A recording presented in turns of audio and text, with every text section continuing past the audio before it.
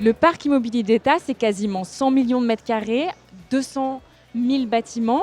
Alain Resplandy-Bernard, bonjour.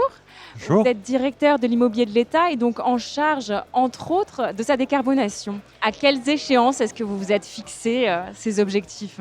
Alors, nous, on a plusieurs niveaux. On a donc cette échéance de réduction de la taille du parc, c'est à 10 ans, les moins 25%. Après ça, on s'est mis vraiment dans la feuille de route de la planification écologique, dans la stratégie de la France de net zéro 2050. On doit respecter le décret tertiaire, comme tous les acteurs économiques.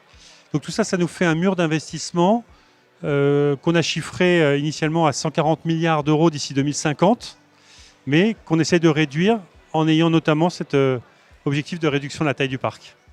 Un plan de sobriété, vous me disiez, donc c'est de la sobriété immobilière, c'est de la sobriété énergétique aussi. Concrètement, qu'est-ce que ça implique ?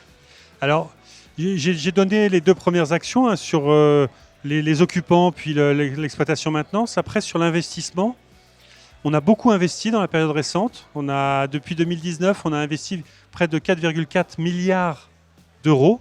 Et puis, on s'est lancé dans des rénovations globales où là, on embarque beaucoup d'autres coûts de remise à niveau, d'accessibilité PMR. Alors, outre la décarbonation, vous travaillez également à l'adaptation du parc de l'immobilier de l'État au changement climatique, à sa résilience. Quels sont les principaux risques ?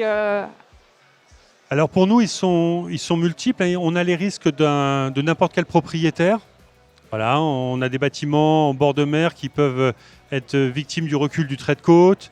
On a les phénomènes d'îlots de chaleur urbains, des phénomènes météo violents qui peuvent se produire. La particularité, c'est qu'on a toutes les localisations possibles. Donc on a des risques spécifiques à la métropole, mais des risques spécifiques à l'outre-mer. Et par ailleurs, on a une très forte contrainte de continuité de l'État. Et donc, notre travail sur l'adaptation au changement climatique, c'est de se projeter dans les scénarios du GIEC où le scénario à 2,5 degrés, 2,7 degrés, sans doute le plus probable, ce qui veut sans doute dire encore plus pour la France. Donc, on s'est préparé un scénario 4 degrés à l'horizon 2100. Et là, on travaille en priorité sur ce qu'on appelle les points d'importance vitale, ceux qui permettent la continuité de l'État, pour être sûr qu'il continue à fonctionner, quelles que soient les conditions, pour assurer la continuité de l'État. Puis après, les défis sont multiples. J'en citerai un, par exemple, sur lequel les équipes travaillent depuis un certain temps, c'est les prisons, où on a des bâtiments qui sont parfois très anciens, avec une part de surpopulation carcérale. Des étés à 40 degrés, ça veut dire des risques de conditions de moins en moins vivables dans les cellules. Et donc, on travaille sur comment obtenir un rafraîchissement nocturne, comment améliorer le confort d'été dans ces vieux bâtiments un peu surdensifiés. Là, on est dans le sujet inverse presque. Mais on a aussi un travail de gestionnaire d'actifs.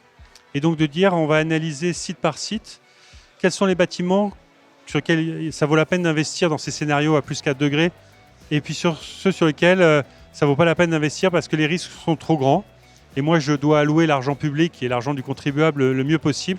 Et donc, focaliser mes investissements de transition environnementale sur les bâtiments dont on se dit qu'ils seront encore pertinents et au bon endroit en 2100. Voilà, un élément de stratégie d'adaptation. Alors, est-ce qu'on parle du rassemblement des ministères à la Défense ? Alors, j'ai vu des articles.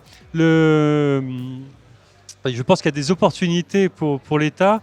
Le Premier ministre l'a dit dans son discours de politique générale. Ça ne fait pas fortement sens pour toutes les administrations d'être dans Paris intramuros au moment où il y a encore de la tension. Et en revanche, il y a des opportunités de bâtiments récents, très performants énergétiquement, qui n'ont peut-être pas trouvé preneur. Et l'État pourrait être un petit peu contracyclique. Et on l'a déjà fait. On est un des gros investisseurs à Saint-Denis, puisque on est en train de travailler avec la Solidéo dans la reconversion d'une partie du village olympique pour y installer le ministère de l'Intérieur. Et on a racheté un bâtiment juste à côté où on installe aussi des services du ministère des Finances et des Affaires étrangères.